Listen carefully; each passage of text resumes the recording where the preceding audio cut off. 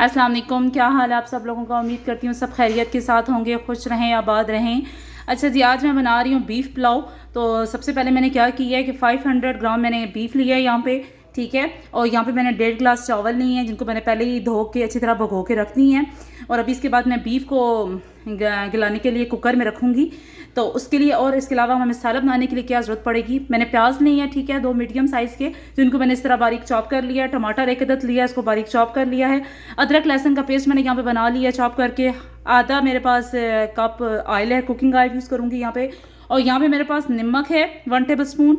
Half table spoon मेरे पास दड़ा मिर्च है, ये 2 मोटी मिर्च मैंने ली है। करी पत्ता 2 अदद है मेरे पास। हाफ टेबल स्पून मेरे पास काली मिर्च है। ज़ीरा है 1 टेबल स्पून। और यहाँ पे मेरे पास सारा एक गरम मसाला, इसके अंदर मैंने दालचीनी, लौंग, मोटी इलायची और ज़ीरा और बाकी जो जायफल और बादियान का फूल है, सारी चीज़ें मैंने इसके अंदर डाल के इसका मैंने इस तरह बारीक मैंने कर लिया है, ठीक है, ग्राइंड कर लिया है। किस दिन आपको मैं ये भी बताऊंगी कि इसका कौन से मसाले कौन कौन से अज़ाज़ में कितनी मिकदार में डाले जाते हैं। पर आज मैंने ये सारे पिसी हुई चीज़ें ग्राइंड हुई थी, मैंने वो 1 चम्मच इसमें डाल दूँगी।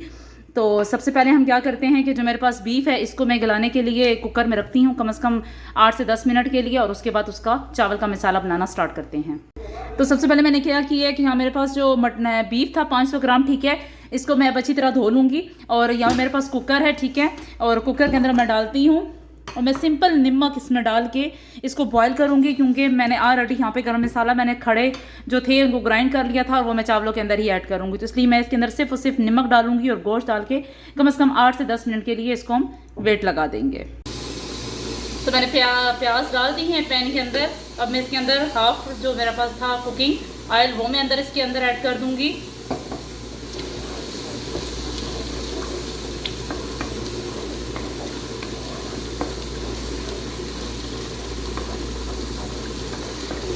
बस इसको मैं हल्का गुलाबी करूँगी प्याज़ों को, और उसके बाद इसका अगला इंग्रेडिएंट मैं इसके अंदर ऐड कर दूँगी। दूसरी तरफ मैंने बीफ रख दिया है कुकर में तकरीबन 7 से 8 मिनट के लिए तक वो गल जाएगा। तो मैं इसका मसाला रेडी कर लेती हूँ।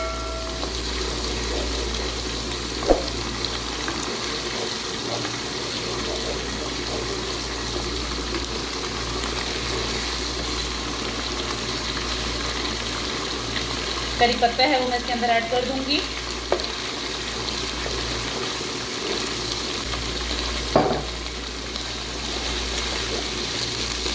हमारे चैनल को लाइक कीजिए प्लीज़, कमेंट करके मुझे बताया करें आपको रेसिपी कैसी लगती हैं, और शेयर किया करें।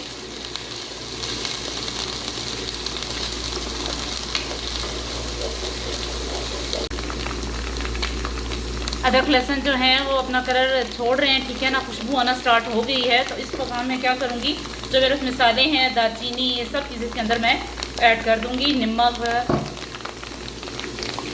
और से इसको मैं कुक करूँगी। नमक, दालचीनी और दड़ा मिर्च, ये सारी चीज़ें इसके अंदर मैंने ऐड कर दी हैं। तो अब इस मकाम पे मैं क्या करूँगी, जो टमाटर की प्यूरी थी मेरे पास वो इसके अंदर ऐड करूँगी।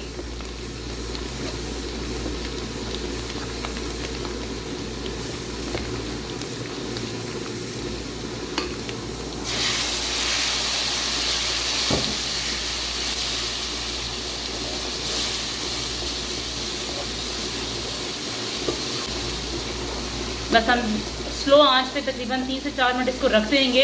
तब तक हमारा मसाला थोड़ा सा कुक हो जाएगा और तब तक गोश्त भी गल जाएगा। तो फिर इसके अंदर मैं गोश्त की जो था हमारा वो इसके अंदर ऐड कर दूँगी बीफ, और उसको भी थोड़ा सा कुक करेंगे, उसकी भुनाई करेंगे।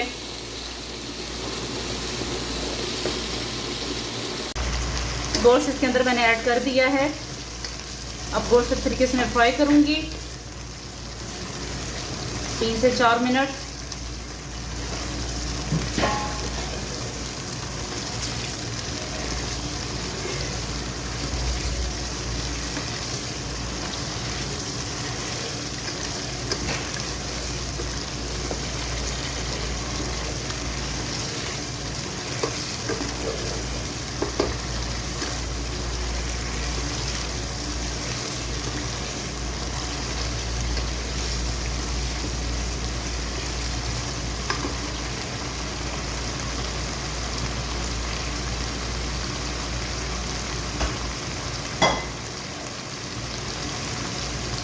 तीन से 4 मिनट तक मैं अच्छी तरह इसकी भुनाई कर लूँगी। उसके बाद जो यखनी का पानी है वो मैं इसके अंदर शामिल कर लूँगी।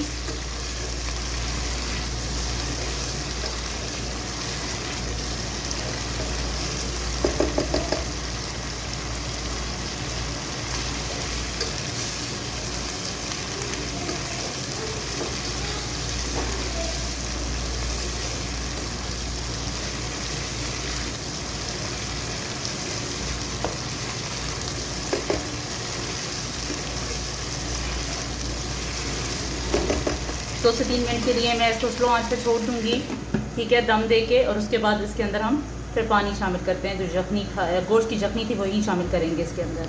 2 से 3 मिनट हो चुके हैं। तो गोश्त जो था वो अच्छी तरीके से कुक हो चुका है।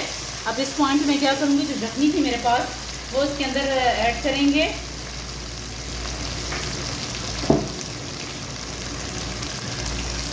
मेरे पास इस किस्म के ग्लास में मैंने चावल मेजरमेंट किए हुए थे, ठीक है। अब इसके अंदर मैं इसे ऐड कर दूँगी।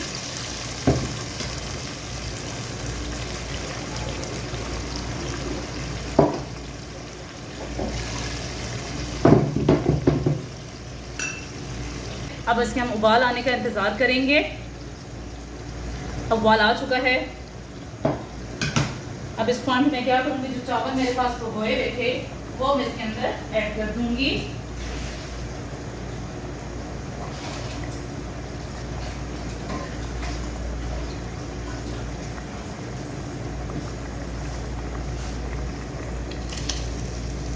सारे चावल मैं इसके अंदर ऐड कर दूँगी स्लोली।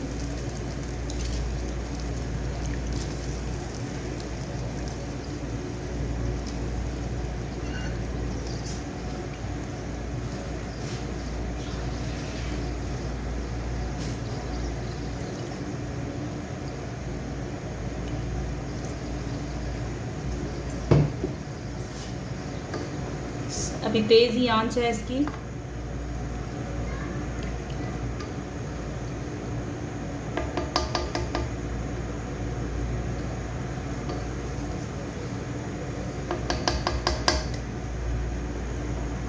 जब इसका पानी खुश्क होना स्टार्ट हो जाएगा तो उस पॉइंट पे मैं आके इसका नमक और मिर्च चेक करूँगी। अगर नमक कम हुआ तो इसके अंदर और ऐड कर दूँगी। वैसे मैंने यखनी में भी नमक शामिल किया हुआ था और मसाले में भी शामिल किया हुआ था,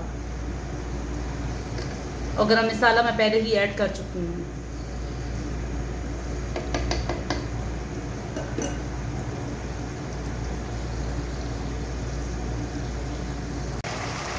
पानी तकरीबन इसका खुश्क हो गया है। अब इसको और खुश्क करेंगे।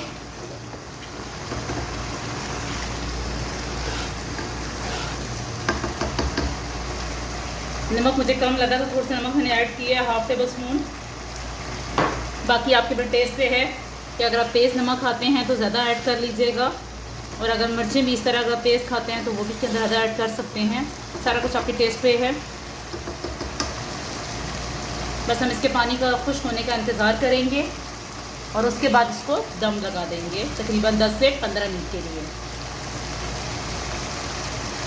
उम्मीद करती हूँ आपको पसंद आएगा।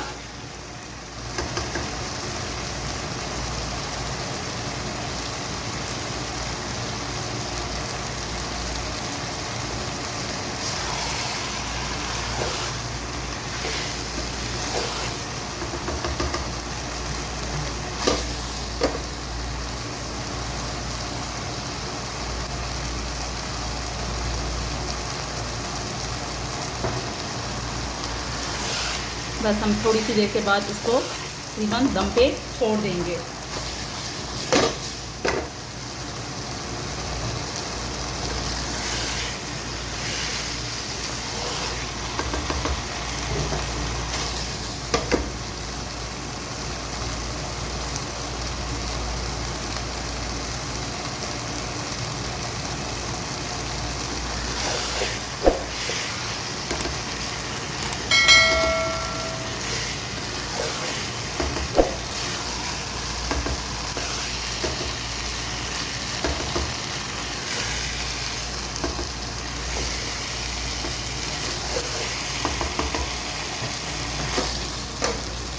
तकरीबन पानी सारा खुश्क हो चुका है। अब इस पॉइंट पे मैं क्या करूँगी, इसको दम पे 10 से 15 मिनट के लिए छोड़ दूँगी।